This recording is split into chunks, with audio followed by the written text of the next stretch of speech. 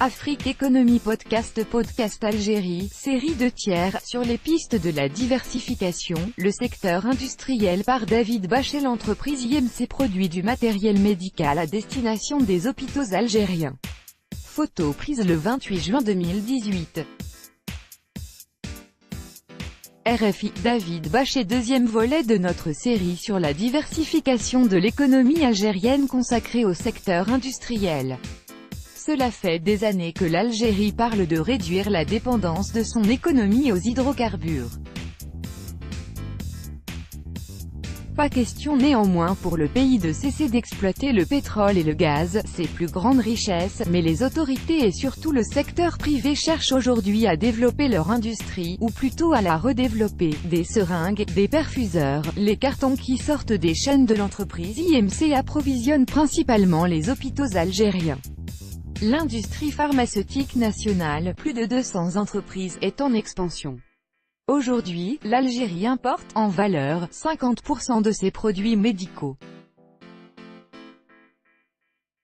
Nadir Abderrahim, directeur général de l'entreprise IMC, l'objectif principal à travers des associations de producteurs, même les autorités, on s'est fixé une couverture de 70% en valeur. Ce qui manque en Algérie actuellement, c'est de passer à la production de produits plus innovants et plus complexes. Principale difficulté, un plafonnement des marges, spécifique au secteur pharmaceutique, et une monnaie algérienne qui se dévalue et rend donc plus cher les matériaux d'importation. L'industrie hors hydrocarbures ne contribue qu'à 5% au PIB algérien. Il y a 30 ans, elle représentait 35% de la richesse nationale. Mais la chute des prix du baril a rappelé aux autorités l'importance de ce secteur. Alger exonère les industriels de taxes sur les matériaux importés, pas d'impôts pendant les 5 premières années de production, accès facilité au foncier. Comment diversifier l'économie algérienne? Rafik Bouklia Hassan est économiste à l'université d'Oran. Il a participé à la rédaction, pour le gouvernement, d'une stratégie sur la diversification de l'économie algérienne. Pour lui, la priorité, c'est l'industrie. Il y a un énorme potentiel industriel qui demande à être exploité. C'est le secteur structurant par excellence. Donc si l'on veut exporter, eh bien l'industrie doit être à la pointe. Autre piste privilégiée, l'automobile et les télécommunications. Djamail Guidou dirige le groupe Iris, spécialisé depuis 14 ans dans l'électronique, l'électroménager et la téléphonie. Iris a évolué de manière exponentielle, assure-t-il. Nous avons commencé avec une trentaine d'employés. Nous sommes aujourd'hui plus de 3300 employés. Nous avons commencé avec une simple unité de montage, nous sommes actuellement à 9 unités de production automatisées et de méga complexes en voie de préparation. Ce qui va nous permettre de fabriquer plus d'1 million de téléviseurs et plus de 2 millions de smartphones et tablettes. Iris se lance aussi dans la fabrication de pneus algériens.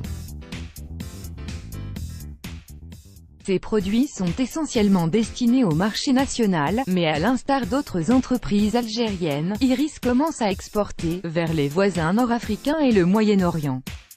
Sur le même sujet, Afrique Économie Algérie, série 1 tiers, diversifier l'économie du pays en développant l'agriculture. En savoir plus. Archive 1, 2, 3.